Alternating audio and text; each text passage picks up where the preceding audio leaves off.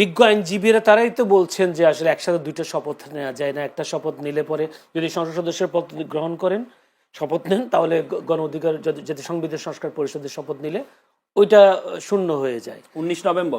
তাহলে 19 নভেম্বর যে আদেশটা হয়েছে, যে অর্ডারটা হয়েছে সংবিধান সংস্কার, এই কি বলে, এই যে আদেশটা ওয়ার্ডারটা হয়েছে রাষ্ট্রপতি যে ওয়ার্ডারটা হয়েছে, সেই ওয়ার্ডারে বলা আছে যে একসাথে শপথ গ্রহণ, একসাথে প্রথম দিনেই যেটা প্রথম দিনে শপথ গ্রহণ করতে হবে সংস্কার পরিষদের।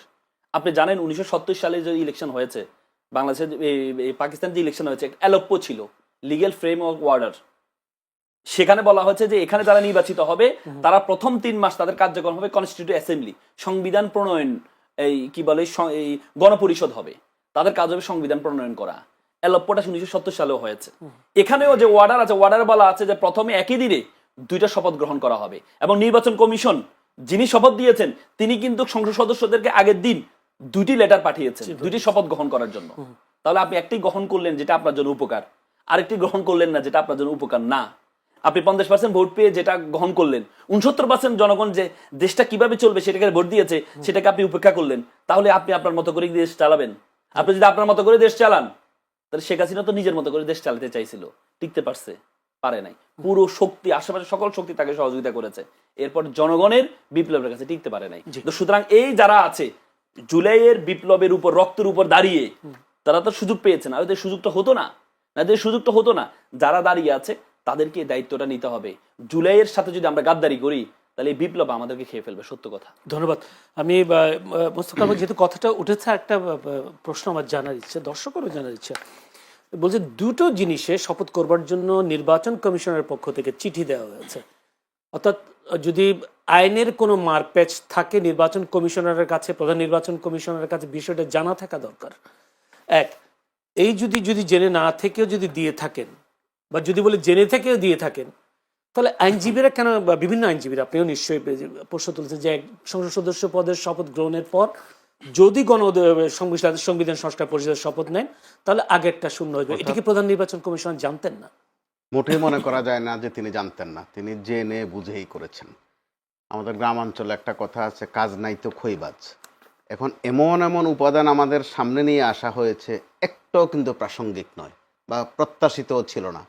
এই মুহূর্তে ছিল যে দেশ কিভাবে সামনে এগোবে, কিভাবে ব্যবসা বাণিজ্য, আমাদের বিনিয়োগ বাড়বে, কিভাবে দেশ স্থিতিশীল হবে, আইন শৃঙ্খলা পরিস্থিতি কিভাবে আমরা ওভারকাম করব, সংসদটা কিভাবে প্রাণবন্ত করা যাবে, সরকার কোথাও ভুল করছে কিনা আমরা সেগুলো ধরব, সরকারের সমালোচনা করব, বিরোধী দল ভুল করলে সেটারও সমালোচনা করব। ওই একটা প্রেক্ষিত কিন্তু বাংলাদেশে তৈরি হয়েছিল। দেখেন, আমরা এগুলোর ধারে কাছেও নাই। আমাদের সামনে নিত্য নতুন নানান উপাদান এমনভাবে ছেড়ে দেয়া হচ্ছে, এতে করে মানুষ কিন্তু কম বেশি বিভ্রান্ত হচ্ছে। আর মনে রাখা উচিত, দুটা পক্ষেরই রক্তের উপর দাঁড়িয়ে কিন্তু এই পরিস্থিতিতে আমরা এসেছি। এরই মধ্যে নানান হুঙ্কার দেয়া হচ্ছে, হুঁশিয়ারি দেওয়া হচ্ছে, প্রয়োজনে আরও রক্ত দেব। এগুলো সাহিত্যের ভাষা, কবিতার ভাষা বা রাজপথের ভাষা। এগুলো মানুষের কিন্তু কলিজা ছিঁড়ে যায় এসব কথা শুনলে। কারণ আপনি তো রক্ত দেন নাই ভাই, আপনি বারবার রক্তের কথা বলেন কেন? যারা রক্ত দিয়েছে, যে পরিবারগুলো এখনো হাহাকার করে, ওই পরিবারগুলোর ধারে কাছে একবার গিয়ে দেখেন। যারা স্বজন হারিয়েছে তাদের বেদনাটা একটু উপলব্ধি করার চেষ্টা করেন। কারণ আপনারা বারবার রক্ত দিবেন বলে আপনার সন্তানকে কিন্তু পাঠাচ্ছেন না রাস্তায়, পাঠাচ্ছেন রহিম জলিলের বাচ্চাদেরকে, নিজেদেরটাকে কিন্তু খুব সুন্দর মতো ইনট্যাক্ট রাখছেন, বারবার আবার রক্তের দাওয়াত দিচ্ছেন। এখন রক্তের দাওয়াত আর নয়, প্লিজ দেশ গঠনের চেষ্টা করেন। একটা মোটামুটি লেভেল প্লেইংয়ে কিন্তু আমরা এখন আছি। কারণ আমরা সাদা চোখে যেটা দেখি, বিএনপি বিশাল বিজয় অর্জন করেছে। জামাতে ইসলাম যে অভিযোগ করছে, তাদের অভিযোগ যদি সঠিকও হয়, তাতেও তারা বিরোধী দল, কয়েকটা আসন নিয়ে তারা যে অভিযোগ করেছে। তাহলে এখন সামনের দিকে এগোবার পালা। এমনকি এটাও তো হতে পারে যে কয়েকটা আসন নিয়ে তাদের আপত্তি আছে, এগুলো ভোট আবার গণনাও হতে পারে। তাহলে সরকারটাকে ফাংশন করতে দেন। যেখানে বিএনপি বড় দল এবং মজলুম, জামাতে ইসলামও মজলুম, তো এই দুই মজলুম যখন আবার পেছনের দিকে যায়, অর্থাৎ নিজেরাও একটু একটু জালিমের মতো আচরণ করে ফেলে, এটা কিন্তু শহীদদের পরিবারগুলোকে কষ্ট দিচ্ছে। যারা হাসপাতালে কাতরাচ্ছেন, এখনো কিন্তু শত শত আছে বিভিন্ন হাসপাতালে, পঙ্গু হয়ে আছে, তারা কিন্তু বড় কষ্ট পায়। নির্বাচন, তাদের প্রশ্ন ছিল যে নির্বাচন জরুরি কিনা, কিন্তু আমরা যারা পেশাজীবী মানুষ, তারা মনে করি একটা নির্বাচন দরকার ছিল, খুব জরুরি ছিল। নির্বাচনটা যথেষ্ট সুন্দর হয়েছে, প্রশ্ন আছে কিন্তু সুন্দর হয়েছে তুলনামূলক। তাহলে এখন ফাংশন কি আমাদের? ফাংশন হচ্ছে সরকারটা যেন ভালোভাবে চলে। তো সরকারকে ছায়ার মতো পেছন থেকে দেখা, বা যেটা আমরা বলি শ্যাডো ক্যাবিনেট, জামাত সেটাও করবে বলেছে। এর মধ্যে কয়েকটা ভালো ভালো কাজও আমরা দেখছি। জামাতে ইসলামী ঘোষণা দিয়েছে তারা কোনো সরকারি প্লট নেবে না, গাড়ি নেবে না। বিএনপিও সেটাকে ওন করেছে, আমরা ভালো লক্ষণ দেখছি। কিন্তু অনেকগুলো প্রধানমন্ত্রী কিন্তু এরই মধ্যে তার যে ওয়াদা, 31 দফা সংস্কারের ওয়াদাই নয় শুধু, নির্বাচনী ওয়াদাই নয় শুধু, আরও নানান ওয়াদা পালনের জন্য কিন্তু ব্যাপক পরিশ্রম যে করছেন সেটা কিন্তু আমরা দিব্যি দেখতে পাচ্ছি। তাহলে তার পরিশ্রমকে সফল হতে দেওয়াটাই বোধহয় বেশি যুক্তিযুক্ত। তা না করে আমরা পেছনের আলাপকে যেভাবে আস্তে আস্তে করে টানছি সামনে, কোনটা বৈধ, কোনটা অবৈধ, কোনটা সাংবিধানিক, কোনটা অসাংবিধানিক, এক যথার্থ বলেছেন অ্যাডভোকেট রাসেল যে দুদিন পরে কে যে বলে আসবে, এই স্রোত যদি চলতে থাকে, যে সব বাদ দেন, শেখ হাসিনা এই প্রধানমন্ত্রী সাংবিধানিকভাবে। কারণ ওইদিকে যেতে বোধহয় খুব একটা সময় লাগবে না যদি আমরা এই অপ্রাসঙ্গিক আলাপে বেশি থাকি। জি, ধন্যবাদ আপনাকে। আমি একটা প্রশ্ন আজকে জেনেছেন আন্তর্জাতিক অপরাধ ট্রাইব্যুনালের প্রসিকিউটর পরিবর্তন হয়েছে। প্রসিকিউটর পরিবর্তনের মধ্য দিয়ে, যদি আগের প্রসিকিউটর তিনি বলেছেন অসমাপ্ত কাজ সমাপ্ত করবেন নতুন প্রসিকিউটর, আবার নতুন প্রসিকিউটর তিনি বলেছেন অপরাধীরা অর্থাৎ যারা কম নিরপরাধ তাদের হয়রানি করা হবে না। এই নতুন প্রসিকিউটর নিয়োগ, প্রবর্তন প্রসিকিউটরের বিদায় কি দেখছেন আগামীতে আন্তর্জাতিক অপরাধ ট্রাইব্যুনালে যে বিচারগুলো হবে সেই বিচারগুলো কন্টিনিউটি ঠিক থাকবে কিনা? ঠিক থাকবে বলে তারা যিনি বিদায় নিয়েছেন তিনিও আশা করছেন, যিনি নতুন বসেছেন তিনিও আশ্বাস দিয়েছেন। তাহলে একদিকে আশাবাদ আর একদিকে আশ্বাস, আমরা জনগণ হিসেবে দুটাই বিশ্বাস করতে চাই। আর যে বয়ানগুলো মাঠে ঘাটে তৈরি হচ্ছে যে সরিয়ে দিল বুঝি ওনাকে, না, এটা সরিয়ে দেয়া নয়। আমরা বাইরের থেকে এ নিয়ে নানান আজে বাজে কথা বলছি, নানান বয়ান তৈরি করছি। প্র্যাকটিক্যালি এটাই তো পদ্ধতি। এখন ক্ষমতায় আছে বিএনপি, তো সেটাও গোপন থাকার বিষয় নয়, বা গোপন নেইও, তথ্য সবার কাছে এখন থাকে।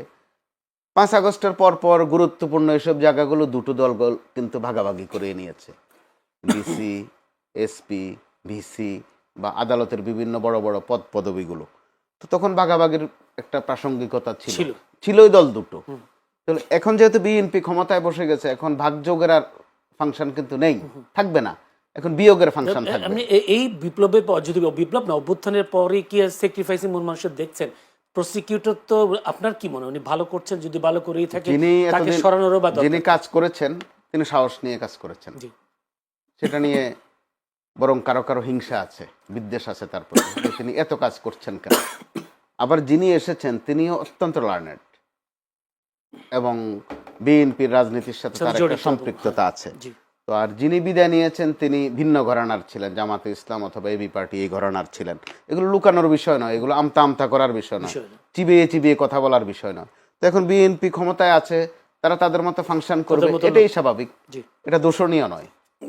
না, আমার কথা হচ্ছে যে থাকলে তো সমস্যা, সব মিলিয়ে সবার আগে বাংলাদেশ, এগুলো বলছে একসাথে বাংলাদেশ গড়ি, এরকম আরো অনেক কথা ছিল, জাতীয় সরকার হওয়ারও তো কথা ছিল, আছে এই আলাপ কোথাও এখন? এগুলো নির্বাচনের সময় মিষ্টি মিষ্টি কথা সবাই বলে, কেউ কম বলে না। বিএনপিও বলেছে, জামাতে ইসলামে বলেছে। প্র্যাকটিক্যালি আমরা এখন কি দেখি? প্র্যাকটিক্যালি বরং মাঝে মধ্যে তারা নিজেরাই আওয়ামী লীগ হয়ে যান, তারা তাদের মতো থাকেন না। আপনি এখন জাতীয় সরকারের কথা আলোচনা তুলে দেখেন তো, কারো মনে আছে কিনা যে 2 দলে কিন্তু বলেছিল, শুধু জাতীয় সরকারে না, যারা পরাজিত হবে তাদেরকেও সাথে নেওয়ার কথা ছিল। এগুলো হচ্ছে নির্বাচনের মাঠে এ ধরনের হাওয়াই কথা অনেক থাকে। একটু যেতে চাই রাসেল ভাইয়ের কাছে। রাসেল ভাই, 12 মার্চ রাষ্ট্রপতি বা ত্রয়োদশ জাতীয় সংসদের প্রথম অধিবেশন আহ্বান করেছেন। আমি এর আগে একটু আলাপ করতে চেয়েছিলাম যে নতুন করে যে জটিলতা কোনো সৃষ্টি হবে কিনা বা শূন্য পদ, আগে আপনি আলোচনা করেছেন। যদি ভাই বলে আগামীর যে অধিবেশন সেখানে বিএনপিও থাকতে অবশ্যই থাকবেন, জামায়াতেরও লোকজন থাকবেন বা তাদের জোটের লোক সবাই থাকবেন, এমপিরা, কেমন হবে অধিবেশন? বা এখানে কোনো জটিলতা তৈরি হবে কিনা নতুন করে, যে আইনজ্ঞরা বিভিন্ন ধরনের কথা বলছেন? না, আমি বিশ্বাস করি এবারের অধিবেশনটা খুব চমৎকার অধিবেশন হবে। কারণ হচ্ছে এবারের দুই পক্ষ একসময় একটা মিত্র শক্তিতে ছিল, এখন তারা অপোজিশনে আসছেন। অপোজিশন জিনিসটাও তো একটা সাংবিধানিক পোস্ট, আবার হচ্ছে প্রধানমন্ত্রী ওদের সাংবিধানিক। হ্যাঁ, তো সুতরাং আমার মনে হয় কঠিন একটা, অনেক 17-18 বছর পর একটা কঠিন বিরোধী দল একটা দেশের জন্য খুব গুরুত্বপূর্ণ। দেখেন, একটা বিরোধী দল যদি হয়, একটা বিরোধী দল যদি শক্তিশালী হয়, তাহলে এটা দেশের জন্য ভালো, এবং যদি সরকার যদি অতিরিক্ত ক্ষমতাবান হয় এটা দেশের জন্য ভালো না। কিন্তু একটা শক্তিশালী বিরোধী দল যদি হয় তাহলে চেক অ্যান্ড ব্যালেন্স থাকে, সেটা আমি মনে করি একটা শক্তিশালী বিরোধী দল হবে। এবং এখন থেকে দেখেন, যখন জামাতের পক্ষ থেকে বলা হচ্ছে যে আমরা প্লট গ্রহণ করবো না, বিএনপির পক্ষ থেকে কিন্তু এই সুন্দর কাজের উদ্বুদ্ধকরণ হিসেবে তারাও ঘোষণা দিয়েছেন। তার মানে কম্পিটিশন হবে ভালো কাজে। প্রধানমন্ত্রী আটবারই ঘোষণা দিয়েছে তিনি গাড়ি ভালো কাজের, হ্যাঁ ভালো কাজের কম্পিটিশন হবে। হ্যাঁ হ্যাঁ, সেই ক্ষেত্রে আমি মনে করি এটা একটা ভালো দিক। আর প্রধানমন্ত্রীর গাড়ি ব্যবহার, প্রধানমন্ত্রীর গাড়ি ব্যবহার, এটাকে আমি এটা যেমন সাধুবাদ জানাই, আবার এটার বিপরীতে যদি আপনি একটু তাকান, গাড়ি ব্যবহার এটা ওনার সিকিউরিটির কারণে উনি ওনার পার্সোনাল গাড়ি ব্যবহার করবে। আমি বেশিরভাগ সময় যখন টকশোতে আসি আমি কিন্তু আপনাদের গাড়ি ব্যবহার করি না, আমি নিজের গাড়ি ব্যবহার করি।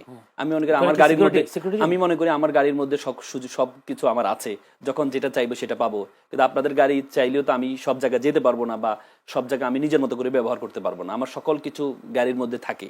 এজন্য আমি মনে করি এটা না মানি যে আপনাদের প্রতি আমি দয়া করছি, যে আপনাদের গাড়ি ব্যবহার করছি না, আপনাদের তেল বাঁচাচ্ছি না, এটাকে আমি ওইভাবে দেখি না। আমি মনে করি গাড়ি ব্যবহার, উনি ওনার পার্সোনাল গাড়ি ব্যবহার করছে, উনি মনে করছেন যে এটা উনি আসার পর থেকে ব্যবহার করেছেন, ওইটা সিকিউর গাড়ি ওনার জন্য। হ্যাঁ, এটাকে উনি অভ্যস্ত হয়ে গিয়েছেন, অভ্যস্ত হয়ে গিয়েছেন। এটা তো আরো বেশি দিক থেকে যে উনি ওনার পার্সোনাল ড্রাইভার ব্যবহার করছেন। সরকারি ড্রাইভার তো এগুলোর মধ্যে কিন্তু সন্দেহ থাকে, ঝামেলা থাকে, কারণ এরা তো আবার আগের আমলের ড্রাইভার ছিল, এখন নতুন আমলের ড্রাইভার, তার পরিবর্তন হয় নাই। হ্যাঁ, কিন্তু আমি পার্সোনাল আমার ড্রাইভার ব্যবহার করব, সে আমার বিশ্বস্ত। হ্যাঁ, এই দিক থেকে আমি মনে করি গাড়ি ব্যবহার বা ড্রাইভার ব্যবহার এটা বড় কিছু না, বড় কিছু অন্য দিক থেকে। যেমন আপনি একটু আগে বললেন, আমি প্রধানমন্ত্রীকে ধন্যবাদ জানাতাম, আপনি যে মাত্র কথা বললেন যে প্রধান এই কি বলে ট্রাইব্যুনালের যিনি চিফ প্রসিকিউটরের ক্ষেত্রে, যদি আপনি জানেন বাংলাদেশে এখন শিক্ষিত যে চিফ প্রসিকিউটর যিনি ছিলেন, তিনি আইনজীবীদের মধ্যে আমরা দেখি যারা প্রসিকিউশনে ছিল আগে, ট্রাইব্যুনাল তো আগে গঠন হয়েছে, প্রসিকিউশন এবং যারা ডিফেন্স লয়ার ছিল, তার মানে তারা যোগ্য, যারা ডিফেন্সে ছিল। তখন কিন্তু আপনি তাজুল সাহেব কিন্তু ডিফেন্সে ছিল, তার মানে তিনি তখন কিন্তু খুবই যোগ্যতা প্রমাণ দিয়েছেন ডিফেন্স লয়ার হিসেবে।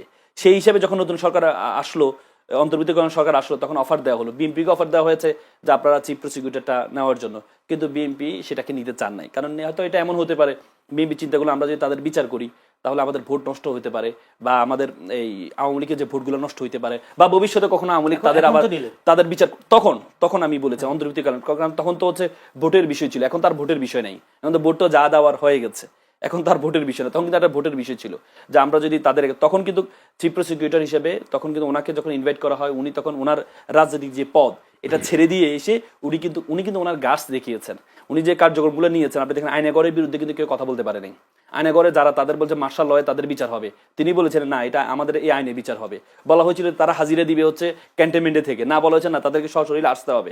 এই গাছ দেখিয়ে বড় বড় সেরা কর্মকর্তাদেরকে কিন্তু উনি নিয়ে আসছিলেন এবং খুব প্রশংসিত হয়েছিলেন। এবং ওনার এই পর্যন্ত যত কার্যক্রমগুলো আছে খুবই স্মার্ট কার্যক্রম, যেটা আন্তর্জাতিকভাবে স্বীকৃত হয়েছে যে ওনার বিচার উনি যেভাবে এইগুলো সাজিয়েছেন, যে কোনো আদালতের, পৃথিবীর যে কোনো আদালত হোক, এই আদালতের সেম বিচারই হবে।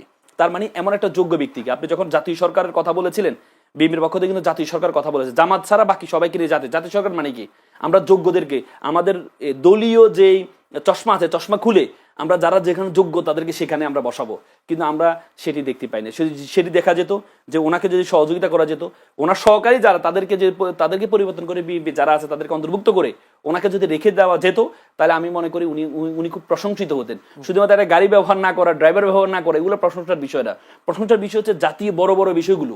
এই যেমন আপনি আজকে 5টা সিটি কর্পোরেশনের প্রশাসক ঘোষণা করলেন, কাদের যোগ্য ব্যক্তিদের করলেন, নাকি পলিটিক্যাল আপনার যারা এতদিন পর্যন্ত আপনার সেবা করেছে তাদেরকে আপনি করেছেন? তো আপনি সবগুলো তো দলীয় কর্মী। তার মানে আপনি যদি যোগ্য ব্যক্তিদেরকে নিয়ে আসতেন তাহলে আপনাকে আমরা স্যালুট দিতে পারতাম, কিন্তু আমরা সেটি করতে পারি না। তার মানে আমরা জাতীয় সরকার মুখে বলেছি, কিন্তু আমরা সেই জায়গায় গিয়ে যখন এক্সিকিউট করছি তখন কিন্তু আমি দলীয় বৃত্তের বাইরে যেতে পারছি না। কিন্তু এখন নতুন বাংলাদেশে কিন্তু এখন যুবকরা পায়, আমাদের কিন্তু প্রায় 4 কোটি হচ্ছে যুবক আছে, ভোটার আছে, এবং ভোটারদের কিন্তু পালস বুঝতে হবে। ভোটাররা কিন্তু এই দলীয়করণকে পছন্দ করেন না। যদি দলীয়করণের ঊর্ধ্বে উঠে যে যোগ্য প্রশাসকরা আপনাকে নিয়োগ দিতে হবে, কারণ নির্বাচন যদি আপনি 2 মাসের মধ্যেও দেন, এই 2 মাস তো এভাবে চলতে পারে না, আপনাকে প্রশাসক নিয়োগ দিতে হবে। কিন্তু প্রশাসকগুলো যদি দলীয় ব্যানারের বাইরে হতো, যে যোগ্য ব্যক্তিদেরকে হতো, এই যে চিফ প্রসিকিউটরের বিষয়টা, যদি আপনি ওনার যোগ্যতা তো প্রমাণিত, এই পর্যন্ত প্রমাণিত হয়েছে, যদি আমরা যদি ওনাকে এটা, এবং উনি কিন্তু চিফ প্রসিকিউটর কিন্তু ওনার গাছ দেখিয়েছেন, উনি কিন্তু বিদায়ের সময় কিন্তু হাসি খুশি, আমরা দেখেছি বিদায়ের বেলা কিন্তু মানুষ হাসে না, আপনি দেখেন বিসিবির যখন সভাপতিকে বিদায় দেওয়া হচ্ছে উনি কিন্তু মামলাও করছে পরবর্তীতে, কিন্তু এই যে চিফ প্রসিকিউটর সাহেব তাজুল সাহেব কিন্তু উনি হেসে নিজেই বরণ করে নিয়েছেন, তার মানে এটা উনি গাছ দেখিয়েছেন, কিন্তু আমরা যোগ্য মানুষকে সম্মান দিতে পারি না।